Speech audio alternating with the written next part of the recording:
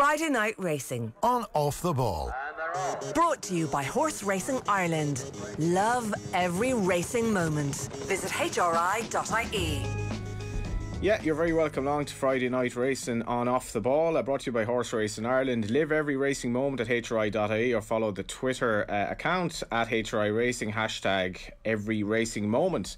Big show today. This is Johnny Ward presenting a bit of a kind of a Cloughy and Taylor and Cloughy kind of switch around today. Brian Clough is at home. Ger Gilroy is at home today, dialing in on the old Skype, and we'll join him in a couple of minutes. We'll also have Jamie Hart from the Tote UK to talk about the 10 to follow. Tom Bugsy Malone, taking an early lead in the little mini race here and Off the Ball, with myself and Ger involved as well. The Tote 10 to follow, an exciting race with our flat runners this year. You might remember I nipped Ger on the line in the jumps competition. Our main guest today in a couple of minutes is Paddy Twomey.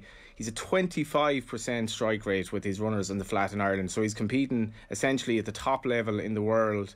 A trainer who's self-made, has come from kind of a non-racing background and has somehow gotten a strike rate that is basically up there with the best in the most competitive racing environment in the world.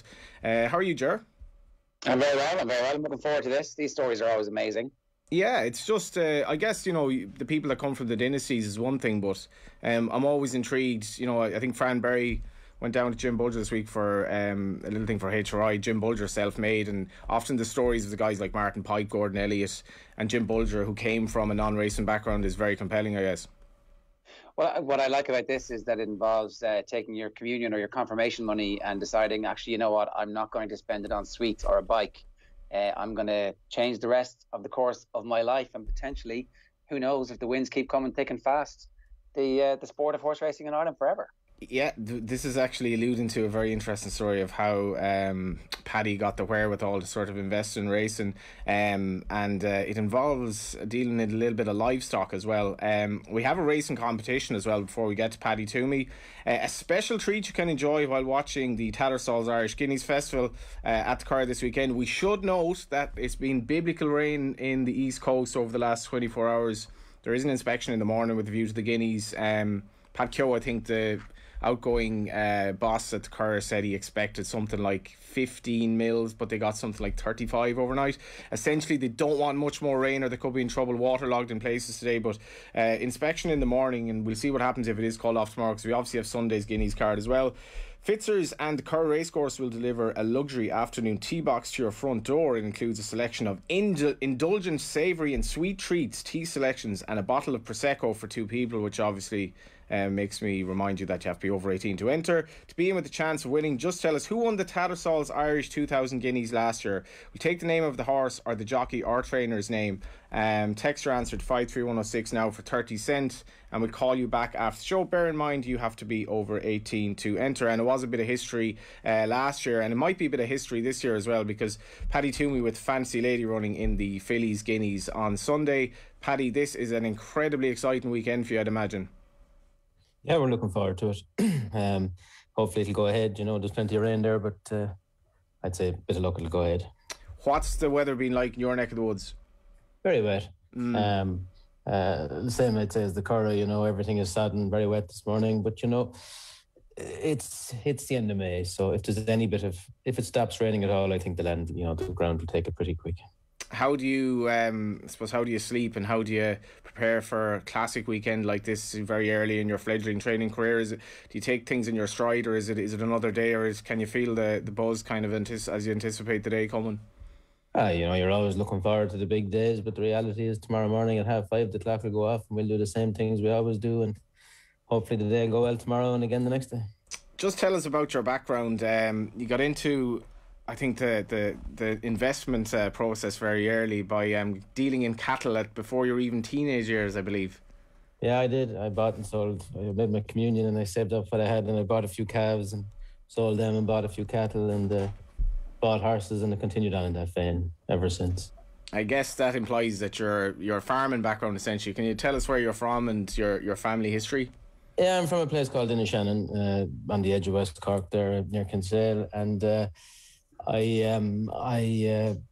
my family are non-racing. My dad always had an interest in racing, but I took that interest and probably grew it into a business or a lifestyle, you know. You'd be near enough to Robert Tynan then, would you? Very close. John Murphy, Robert Tyner, yeah. Yeah. So what got you into racing then? Because obviously you're from a region that's, Cork in general is steeped in racing, maybe not quite as much kind of that part of Cork, but was it always something you thought you get into? I had an interest in horses from a young age. We always had some national hunt horses first at home, and I, for whatever reason, had an interest in the flat. And from a young age, the first thing I bought when I was 13 or 14 was a filly, and sold her and bought another one, and bred a Group 1 winner to Gula there when I was 13 or 14 maybe. And I've been very lucky, with horses and horses in general, and I've bought and sold them, bred them, pinhooked them, raced them, you name it, I've done it with them. Jared, this is obviously quite insane. He's 13 years of age and he's breeding a Group 1 winner. I mean, so how did you pick her, and how did you know that you wanted to buy this filly, and then after you did that, what happened? My dad actually went to the sales and bought a couple of foals, and I was very young, I suppose 11 or 12, and she was one of them, and he gave like $3,000 for her, and they sold her as a yearling. I think she made 6 or 7, and I was convinced she was a very good horse, and I thought she was going to make a lot of money, and I couldn't believe that the market thought she was only worth that. So a year went by and she wasn't much good of a racehorse, and I happened to be talking to Declan Gillespie, who trained her, about something else, and he said she was there, and the man that owned her was from Trinidad, and she wasn't going to run a fast ground, and basically she was kind of surplus to requirements. So I saved up what I had, 29th of February 1992, and I got my dad to drive me up to the Curragh, and we collected her, and we brought her home. And Liam Cashman at the time, my dad has passed and Liam Cashman have passed since, but Liam Cashman gave me a foal share to Taufan because there was a horse in the pedigree related some way to Taufan, and we covered her a few weeks later, and the result 12 months or 11 months later was Tagula, so I was very lucky. You obviously did spot something, or thought you spotted something that other people hadn't spotted at that stage, and you were back in your judgment as a 13, 14-year-old. Yeah, I've always followed my gut, and I've always done what I thought is right from a very young age, whether it was a cattle or horses or property or anything. And horses have been very kind to me, and I've been very lucky with them. And I don't know why. Sometimes I can't explain to you why I like a horse or why I believe in a horse, but that was case in point. Is it shape? Is it attitude? Is it I know you can't explain, but there must be some criteria that you go, okay, I'm going to look at this one now. I'll do a deep dive on this one at least. I think their disposition and their attitude, and their general, bit like a person, their general demeanour to life, and how they take things, and how they carry themselves, and all that kind of stuff. Just their attitude, I'd say, mainly. I think in terms of selling racing, Paddy, I think if you bring like non-racing people to a yard or a stud, but mainly a training yard, particularly if you go to a flat yard, you see the beauty of these horses up close. But I think Vince O'Brien used to assess the horse's head. A lot of people are very big on the walk. A lot of people won't go for a small horse. Is there anything in particular, or are you always learning, and is it something that you can teach in terms of the A to Z of the physicality? Because you obviously talk about mentality as well. Every day, every day you're learning. But horses in general, nice, kind disposition, nice head, nice eye, just a nice person in general. And the size, the shape, the length, the strength, it's all, that's all the mechanics rather than anything else. It's, as Mark Johnson said, you're looking for with my budget anyway, you're looking for the Porsche with the Ferrari engine, and there's plenty of them are Porsches, but you're looking for, you're looking for the Mini with the Ferrari engine rather than the Ferrari with the Mini engine. We're working on a budget, so you're looking for something that nobody else wants, that hopefully has an engine, a big engine, and there's plenty of them that they look fabulous, and they're fabulous until you gallop them, and then they mightn't be as good. But I think kind attitude, and nice disposition, and a willing partner, a willing horse. Isn't there a beauty in that as well? Like if you've a limitless budget, you can effectively buy whatever you want. It's almost not as much fun in the sense that I can buy a certain amount here. I have to take a chance in some shape or form, and that's part of the challenge. Yeah, when I started training, obviously we were on a permit, so I had just my own set of silks. I didn't have any other ones. And so you were going to the sales and you were trying to buy a horse that nobody else wanted to go to the Curragh, the big days to beat Aidan O'Brien. It sounds crazy, but, it can happen. And just as well, just going back to when you bought the dam of Tagula, like what confidence does that give you? I mean, I was just thinking today, I was talking to a kid earlier on who finished his junior cert today, and he was absolutely delighted. I was trying to think back. When I did my junior cert, I was delighted with my result. When I got the leaving cert, I figured out that I wasn't progressing as much, and I found it a lot tougher. When you're 13 years of age and you're breeding a Group 1 winner, like, must give you a fair bit of confidence. You're only into your teenage years at that stage. Sure, I only had one horse, and I figured it was lucky, and stayed nice and cool, and just kept trying not to make too many mistakes, and just do the best you can and make the best decisions you can long after that. The thing that strikes me though, Paddy, and this is really, it speaks a lot to many of the conversations we've had on this show over the last while, is that the instinct and the understanding of the relationship being important in the sport for all sorts of reasons, that's embedded in you, and I don't know, is it a gift? Is it is it something specific to your temperament that allows you to make this assessment? I'm not sure about that. I think you have to be, you have to observe. I think if you're going to be around horses, especially training them, you have to decide the day you're going to run them, the day you're not going to run them, where you're going to run them, why you're going to run them, what kind of a track you're going to run them on. Are they ready to run? Do they need another 2 weeks? All that kind of stuff. And so observation, I'd say, is, and I'd say the more you observe, probably, you never stop learning. So, if you keep collecting the information, the more practice you have at anything, you might get a bit better at it. In terms of the information, then, are you obsessive about data and now no, the breeding lines? I'm completely computer illiterate. I had to be set up for this call. I can turn it on and I can look at social media and I could just about write you an email. But data for me, data is collected in the memory. Everything is done. I don't write anything down much, so it's all just built up in my head. I don't use any training aids, no monitors, no weighing scales, nothing like that. Yeah, because that's interesting, well, Ger, because a couple of trainers up to Curragh, I know that they're kind of recording, they're recording all the heart rates from the gallops and stuff like that. And I guess if you look at even footballers now, even at League of Ireland level, they all come off with these gadgets on them to measure how much they're running. So the old style, if we're talking about Cloughy and Taylor, they don't exist anymore. But Paddy, you think you can exist in the old style of feel and intuition? But it'd take me the whole day to figure out how to turn on the device and let mine get the information out of it. So I'd waste so much time with the device that, and the information would be very helpful if I had it. And if we were big enough and could afford it, to have someone collecting it, obviously might be a big advantage, and probably would be a big advantage. But to this date, or to this point in time, I haven't had that luxury, and I'm definitely not going to try it myself. I'm happy enough just to watch them coming off the gallop. But I think the information could be worth having, but I don't have it. I think that's really interesting, though, the fact that you've had the success from early on with whatever the relationship you had with the eye test, and that has stood you in good stead. I suppose, when you start out buying and selling, and you have to, every horse you buy or sell, that has to work to allow you to buy the next one.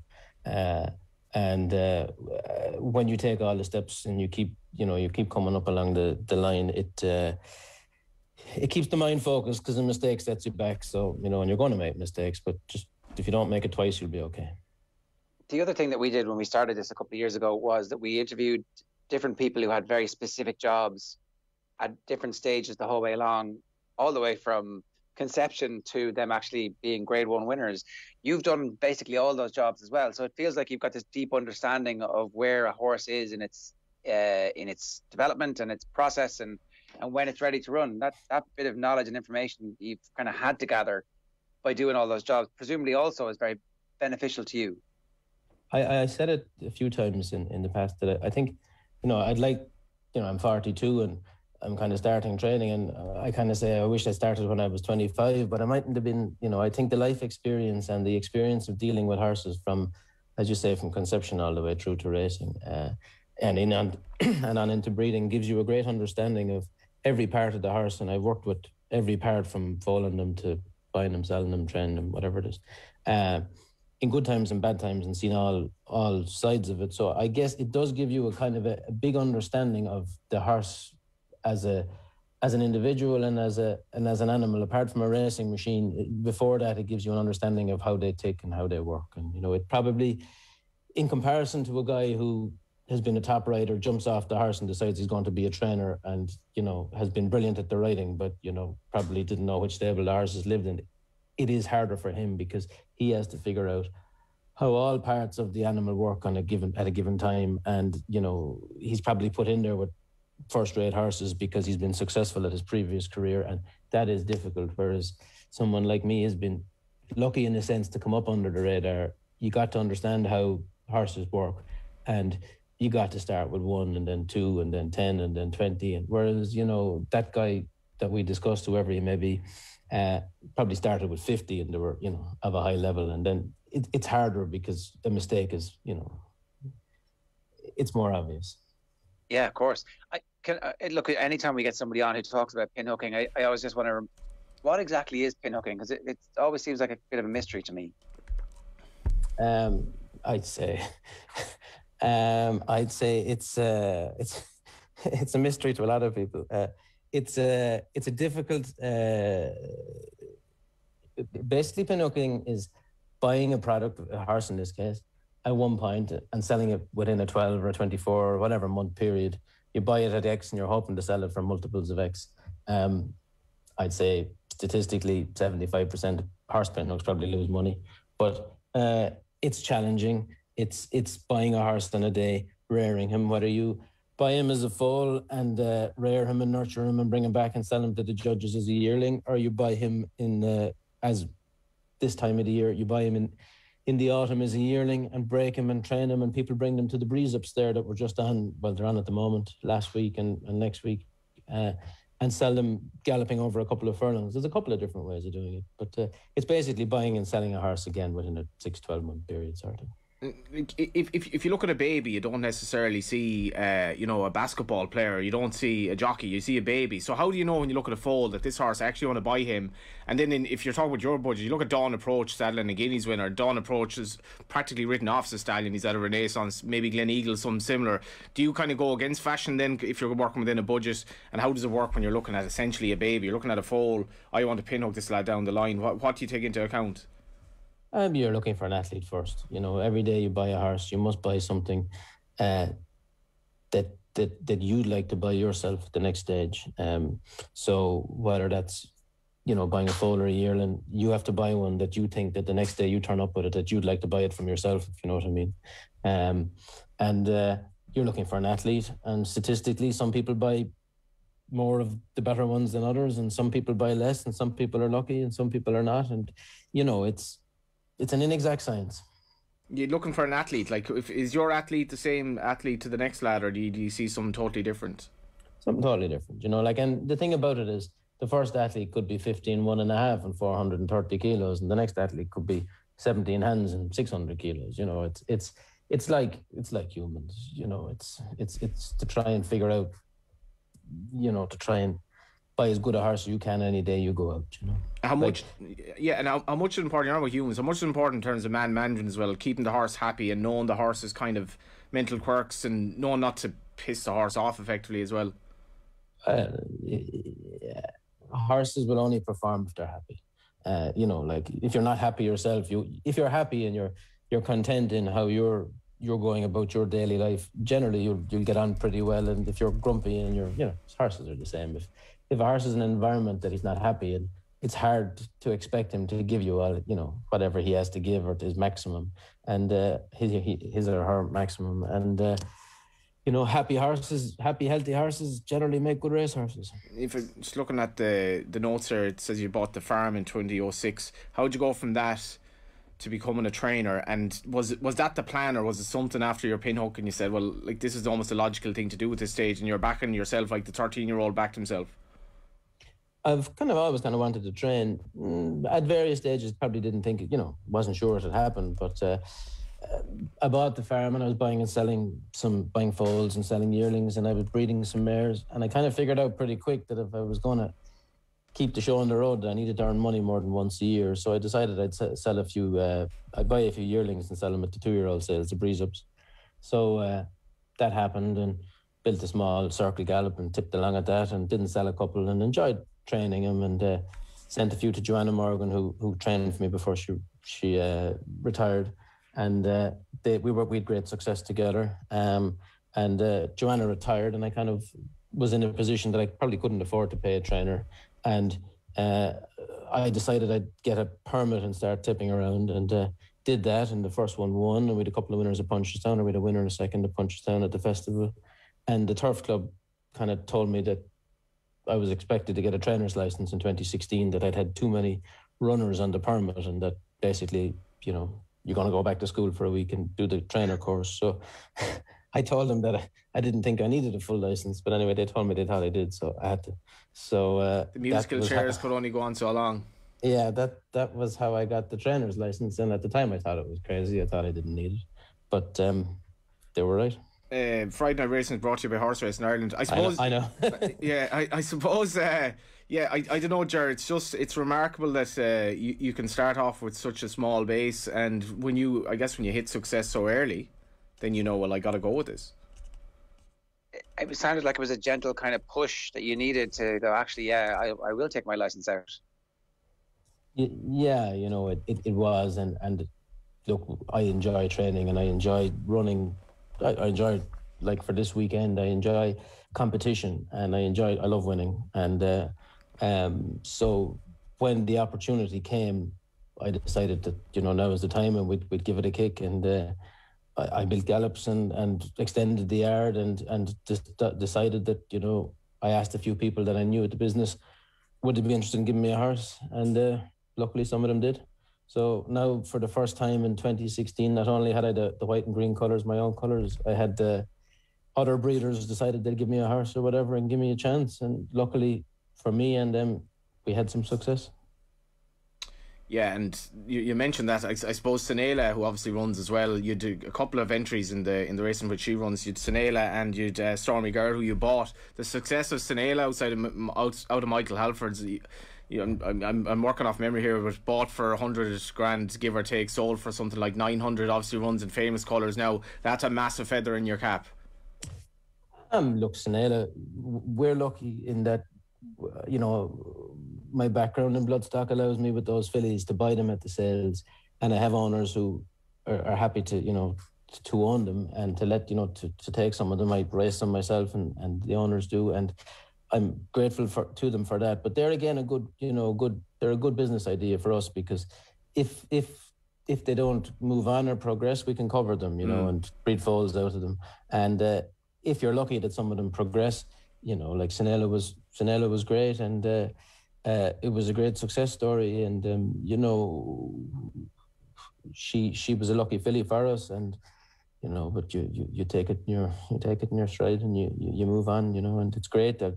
It's fantastic that she came back to us. You bought Stormy Girl then obviously in December, and I think this is interesting on a couple of points, because you know, people might forget now, but racing has been extremely badly hit, not only by the pandemic but by the deaths of two major, you know, Arab owners as well in recent months. It's fairly uncertain time with Sheikh Mohammed, uncertain future in terms of the Arab money. Owners aren't going racing. There's so many negatives to getting involved in horse ownership now. But you paid a lot of money for this filly. I didn't know whether you were going to race her on, but it sounds like you obviously are. She was entered at the weekend, and then by Night of Thunder you can breed off her down the line. But what's the story with her, and how have you been happy with her since she came to you? Yeah, she's a lovely filly. We bought her from Rebecca Menzies there in Newmarket last year, and again, luckily, Andreas Puch and from France and Marty Schwartz from Florida partnered up and backed me and said we'd go for it. And she's a lovely filly. She has entries in the Ballyogue and the Brownstown. You know, she'll have an entry in the Brownstown. She suits all those. She suits that program that we have here, and her work has been very good all spring. And you know, we should probably start next month there in one of those, and you know, we'll aim at the fillies Group 3s and work forward from there. And before we get to obviously the stable star, I think you also run Pinar del Rio, obviously racing going ahead, provisional obviously in the with Billy Lee riding in the Tally Ho Maiden. Yeah, we have him tomorrow in the Coles Maiden, and you know, he had a nice introductory run there 2 weeks ago at Naas. He went lovely and handles the ground. look, I said that was good ground that day. But I think he will. You know, I think he's a nice horse, and sure, I think he will. I don't know if any flat horse really wants that deep ground, but you know, he's a lovely attitude. He's a good mover, and you know, he's a good tough horse. I think he'll be fine. Final question for me then. Obviously, the Dark Angel filly Fancy Lady, will she go on that ground? She probably won't be in love with it, as you say, like most. And what sort of chance do you give her in the fillies, Guineas and Sunday? Yeah, you know, this race has been the aim. I think she'll handle the ground as good as any of them. You know what I mean? I don't think it'll be a major inconvenience. She stood in the gate in Leopardstown and let the field go before she jumped out, and that was kind of race over. And I was a bit disappointed at that because I thought she'd go close. She finished the race out very well that day, and I'm hoping that was a good trial, and that we'll see her through running tomorrow. You know. I just wanted to ask you, because obviously this race is a good example of it, the quality of flat racing in Ireland, the quality of the owners who invest in the racing, and then the quality of the trainers, and obviously it's getting more and more deep in terms of that quality. What's that like every morning? How do you get up and face that? And I mean, obviously you are clearly excited by that challenge. What is it in you think that makes you excited by that challenge? I'm competitive. I like winning. I like it, you know. I like competing. So, you know, we've not last year we didn't have a runner, but the year before we had a runner in both Guineas, and they were both third. That was our first go at it. So I'd like to do better if we can. You know? And when you think back to yourself as that 13-year-old, the notion of you being a trainer now in your early 40s, I think you probably would have said, "Yeah, I'll take that." Talking on off the ball as well, he's just completely made his weekend here, like. Yeah, off the ball was the highlight. I what you call it. Look, I was a determined 13-year-old, and I probably still have that determination. I guess the question I'm asking is that, like, do you ever stop to look around and go, I know you're in the midst of it, and I know every day is a challenge. I don't do looking in the mirror. I'd be afraid to see what was going on behind the rear view mirror. I'd be afraid to see what was happening behind me. I just keep going forward. So, you know, I'll just get up today, or get up tomorrow and go through it, and get up Sunday and keep going, you know, and see where we get to. But you must enjoy it, like, because that's the bit that I think that keeps people who are addicted to this type of stuff going, that you actually have to love some aspect of it.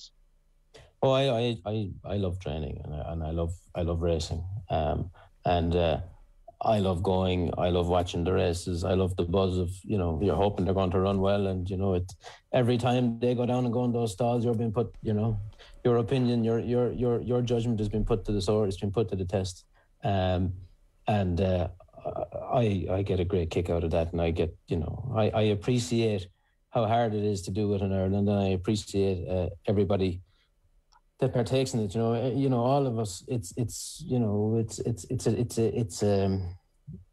a tough racing jurisdiction to be involved in. But I think that when you're go out every day, the competition level is that it makes you be better. And I think that, you know, that was proved in Cheltenham this year. Look at the Irish horses, what they did.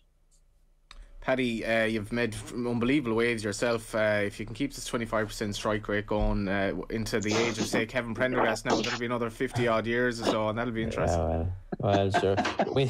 We've been lucky today, and you know, we keep going forward and keep trying anyway. You know, so it won't be for the want of trying. Best of luck this weekend. Thanks very much. Yeah, that was Paddy Twomey coming in from Cork, and I don't know, your 25% strike rate in this jurisdiction. If you're doing that with, you know, Willie Mullins can do that, Aidan O'Brien can do it to an extent, but when you're coming from the background, basically no racing background, and it's not like you're running one horse every 3 months, whatever, it's just phenomenal stuff. It's an incredible story. Like, you know, you're self-made, you back your own vision very early on, and I think anybody listening who's a teenager, or anybody listening who's in their 20s or 30s and wants to go for it, the opportunity for you, if you work hard and learn and acquire knowledge, is right there. Do you feel that, like, you can benefit in life from entering a sphere or an arena in which you're something of a newbie and a novice like that? In racing, I think if you come from that racing sort of bubble or family, you probably get I guess the wave of fashion and thought process can bring you with it, whereas I think if you come in as something of an outsider, you're a bit alien to that, and you see things your own way, and you're kind of, I guess you tend to just trust your own judgment more. Now granted, you have to be successful as well.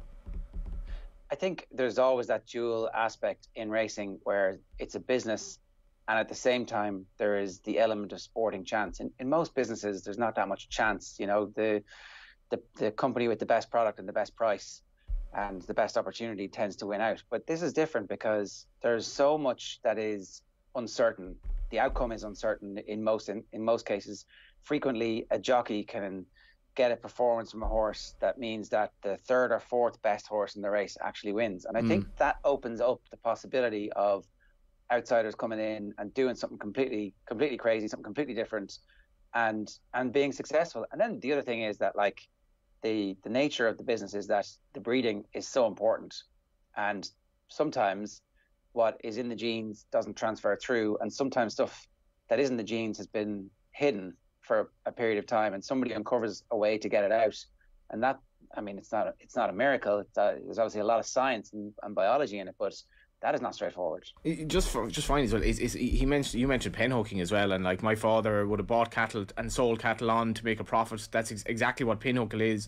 Hooking is, only it's obviously far more nuanced, and it was kind of appropriate that he said 75% would tend to lose money, because you buy the horse, you then have to pay for the horse's upkeep for whatever it is, a year, 18 months. By which time, once the horse gets to the stage of being sold, the stallion might be completely out of fashion at that stage. So he's part of the 25%, as he's 25% strike rate in racing. And I'm always really fascinated by the people who we talk to who've done a little bit of everything the whole way up before they become the trainer. It always feels like they're something of an advantage, or the vets, the other all the great trainers who were vets as well. It's like there's just this very deep animal husbandry element to it that means you've got a full understanding, and your intention isn't just to win this race. It's like it could be a 16-20 year relationship you have with this horse in some aspects. And I think, you know, I'm always interested in those people and the stories they have to tell. Story to tell here from Jamie Hart from the Tote UK. Jamie's here to sell the dream of the Tote flat 10 to follow. A dream, of course, that was dashed for Ger when he couldn't beat me in the jumps competition last year, although he led for much of the way, faltering close home. How are you getting on, Jamie? Yeah, very good. Cheers, guys. Good to be here. It was a bit mad when I was putting my 10 to follow together. When you take your mind off the flat for whatever it is, 6 months, you get immersed in the jumps, you actually half forget about these great flat horses, and you have to be reminded, you have to refresh your memory. And I guess that's one of the challenges for the flat 10 to follow with the Tote, that you have to kind of take that memory back from last year and say, yeah, I remember I did like that horse, and he or she is going to progress into a good 3-year-old. It's very tough, and it means that the 10 to follow in the flat is normally half the size of the 10 to follow for the jumps. Purely for that reason, it kind of takes us a bit by surprise. Suddenly, you know, you've just finished Punchestown, and suddenly it's the 1,000 guineas, 2,000 guineas at Newmarket, and people aren't really ready for it. I think we'll have a look at that and potentially start it a little bit later next year. Last year we had a funny year, didn't we, with the lockdown? So we started it just before Ascot, but they'd crammed in quite a few races in the lead up. I think it might be better so that we all are a little more familiar when we come around to making our picks, because our memories aren't getting as good as they used to be, perhaps. And I'm exactly the same. And you also feel that the top of the market, so you get a lot of the very big horses are massively overplayed. And so, you know, so Palace Pier, which has come out and won, was in 81% of the 10s of the stables. You know, Love is in 73%. So you get real domination by some of these, you know, these bigger older horses. And then we're all throwing darts at the 3-year-olds. You know, very few people had Poetic Flair. You know, so it's and then you lose in the 2,000 guineas and you suddenly think your season's over, but that's absolutely not the case. I think, you know, just with the ones that are winning, they're not the big favourites that everybody's got. So there's a chance still for everyone. Does Robbie Earl mean anything to you, Ger? Yeah, one of the best performing fantasy football midfielders, because he would score loads of goals when he was at Wimbledon. He was a complete outlier. If you had him in your team, you tended to win. Yeah. So you remember Jamie's kind of nodding away. So we need kind of more Robbie Earls. We need more Poetic Flairs. Like, what was your thought process behind your selection, Ger, buoyed by your near miss in the jumps competition? Well, I looked at the ones you get super bonus points for, and I picked as many of the favourites for those races that I could find. So you did exactly what Jamie's talking about here. You went for the kind of the obvious ones, not the more nuanced left field approach. I see the barbs. I see the thinly veiled barbs, Johnny, but I can take them. I definitely need more celebrity flat horses. You know, if there have been when it comes to this, I'm definitely thinking that the national hunt horses are the Kardashians of this world, and the flat is actually the Geordie Shore. And I'm like, who's that character? I vaguely remember them from something. I have a little bit of exposure to this horse, but not enough to be able to back them. Geordie Shore, yeah. I didn't think we'd get that mentioned. Jamie, what's the bonus points obviously for the Guineas this weekend? Yeah. How does that work, and why is everyone hoping that we'll have a victory from like one of the hot pots, and maybe even Fancy Lady if you have her? Well, that's the thing with these. They're two 50-point races. So you've got the Irish 2,000 Guineas 50-point races, but the real popular ones in there are Wembley, Van Gogh, and Battleground in terms of tend to follow. But of course, Lucky Vega and Poetic Flare are Lucky Vega is actually more popular in the tend to follow than Poetic Flare, but they're they're up around the top of the market. But most people will be hoping that they don't go in again, because then, if you haven't got, say, Poetic Flare, if he wins 2 Guineas, you're going to struggle to win the whole tend to follow without having him in your ticket. The other one with 1,000 Guineas, Pretty Gorgeous, is the most popular by far. That's 15% of stables have Pretty Gorgeous in. After Santa Barbara, she was pretty much one of the most popular 3-year-old filly. But Joan of Arc, less than 10% of people in with Joan of Arc, and all the Fev Rover, hardly anybody's got. Miss Amulet, very, very unpopular. So it's really everybody's hoping that if you haven't got those big favourites, it's a bit like doing the play spot. It's all about which favourite you put in and which one you go against. Exactly. That's what you end up with. But you don't want to put 10 complete darts in. You always do. If you look at in the history of the game over all the years, you'll look down the list and definitely 6 of them you'll go, I could have picked that. Well, yeah. Well, one might argue these are worrying times for democracy when you see these populist movements across the, either side of the Atlantic Ocean. But like Santa Barbara, she'd won a maiden. Like, why were people putting her in? They were just going in because she was favoured for the Guineas. I mean, that's not based on anything. Yeah, no, exactly. But that is what people would do. They would look at, because it was 7-4 and then a big gap to the rest. They'd go, well, I've got to have it in just in case. Yeah, well then, okay, so just looking at the points at the moment, 28.5 for Bugsy Malone. I'm on 21.6. Jer's on 2.6. Did you find as well, says Jer, this is lamentable stuff. I mean, not a great start by the Gilroy. Early days, marathon, not a sprint. I think you'll find the summer is not even here yet. So this is not even, the flat season is only getting going. We all know this is the very early stages of it. Did you vote with your patriotic heart and go for a lot of Irish, or did you kind of mix and match and go for quality, I guess? Well, I do have Santa Barbara, I'm not going to lie. I was duped by the populist movement, and now I'm being deprogrammed. I've got Battleground, High Definition, Love, Mogul, Noon Star, Santa Barbara, Stradivarius, Subjectivist, Van Gogh, and Sir Lamorak. That's not bad, Jamie.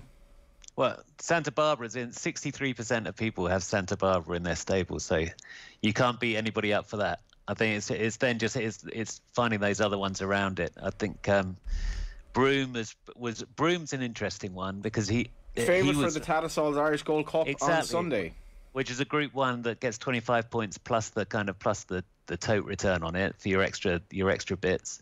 But Broom last year was a top 10 supported horse, and then it disappointed last year. Everybody kind of turned their back on it for this year's tend to follow, and he's come out and looks on top and is favourite for the Gold Cup and another Group 1. So people have short-term memories, and we've written off some too quick, and I think we've kind of ploughed in too quickly with some of the ones that look good just in the week that we were putting our selections together. And before you go, any fancies in either of the Guineas or any of the Irish races over the course of the 2 days, obviously weather permitting, with that inspection at the Curragh tomorrow morning?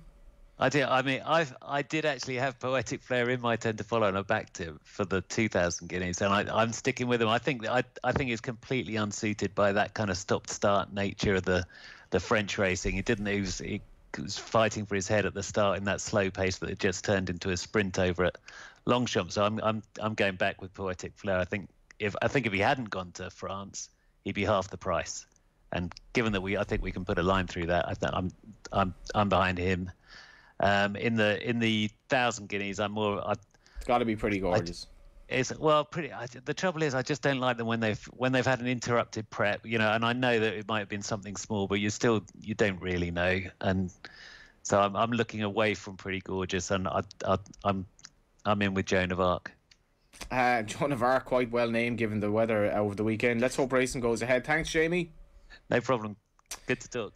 That was Jamie Hart of Tote UK. He's gone for Poetic Flair in the Guineas, which is interesting because I've actually gone for his stablemate Max Sweeney, who was named after the hunger striker. I think Jim Bulger actually won the Group 1 at the end of last season on the 100th anniversary week of Terence McSweeney's passing, which by any standards is truly extraordinary. Yes, and one of those coincidences, I don't know, maybe they had targeted the horse that race. I don't know. That is a coincidence. What's McSweeney in the 1,000 guineas? Excuse me, you'll have to repeat the question. JP was in my ear there, and I didn't hear you. I'm asking about McSweeney. When is McSweeney running? McSweeney runs in the 2,000 guineas. So he won the 2-year-old race, what used to be called the Race to Boast Trophy. But the big thing about him is he absolutely revels in bad ground, and it's as bad as you can get at the moment. It's not even raceable. He didn't run great in the Derrynstown. He's come back. I wouldn't mind that at all, though. He actually had an excuse after race, and it was 10 furlongs in good ground. I don't think it was that bad a run. And Jim Bulger said he's in great form. So what can possibly go wrong? So McSweeney is the 2,000 guineas. Yeah, and right. Then in the 1,000 Pretty Gorgeous, she's going to relish that ground as well. But to be fair, as Jamie said, it's a little bit of a worry. There were some negatives before Newmarket. She didn't run. We haven't seen her since October. But opposition is thin on the ground as much as I wouldn't put anyone off Fancy Lady given the man who trains her. Well, not after the story we've heard today. It was pretty sensational. So yeah, you certainly wouldn't put it past him. And I think that's us. Good stuff. You did all right. I'd give you a good solid 6 out of 10. Yeah, do we want another competition, Reid? We do, and you do have to be over 18 to get involved in this competition, because it does involve a couple of bottles of bubbly. But a special treat for you this weekend, while watching the Tattersalls Irish Guineas Festival at the Curragh, Fitzers and the Curragh Racecourse will deliver luxury afternoon tea box to your front door, including a selection of indulgent, why can't I say that? Indulgent, savoury and sweet treats, tea selections and a bottle of Prosecco for 2 people. To be in with a chance of winning, just tell us who won the Irish 2,000 Guineas sponsored by Tattersalls last year. We'll take the name of the horse or the jockey or trainer's name, really giving you a good chance there. Text your answer now to 53106 for 30 cents and we'll call you back after the show. Bear in mind, you have to be over 18 to enter. I guess that's us, sure. How do you feel about picking horses on the basis of their names, Johnny? Because there's a Smash Williams running tomorrow at 2:25 in the Curragh. I don't know if you're a Friday Night Lights fan, but we're in the middle of it at the moment. Sensational quality TV. Never won, as far as I can see, or certainly hasn't won in a long time. 8 years of age, but it's a Jim Bulger horse, and it's come in from 40 to 25 to 1. And Smash likes to talk about himself in the third person. Interesting. Just coming good for him. Yeah, it's interesting. Every horse is a story. It might be to do with the name, might be to do with the horse's background. The story behind Smash Williams goes that Jim Bulger somehow got a horse in foal to Fracas, who's the stallion of this horse, a horse by In the Wings, was quite a good horse himself, I think, for David Watchman back in the day. And the horse was Smash Williams. And he was like, this horse is so good, I'm going to send like a load of mares to Fracas, who stood for something like a grand and a half, absolutely tiny money. And I think those 2-year-olds are coming out this year, so he's a Fracas 2-year-old running. So he was so impressed by the stallion in the sense of Smash Williams. Is actually a very good horse, hasn't won in a while, but will relish conditions, that he just sent a load of mares over because he thought he was getting good value, like one might in terms of an offer in Lidl or Aldi or something like that. Right, that's good. I mean, you said somehow got a horse in foal. Do we need to go into the birds and the bees part of that? That'll be next week's show. We'll do that off air. Yeah, we will, and that probably won't take that long either. Thanks for that, Ger. Thanks for that, Johnny. Good luck. Have a good weekend. And yeah, that was Friday Night Racing. Thanks a million to Jason Hart. Thanks a million to Paddy Twomey as well. If you want to watch that back on our social channels, might get a bit of an insight into a fascinating mind, one of the young stars of the great sport of racing, and we are the world leaders in Ireland, and he's part of the show. We'll talk to you next week.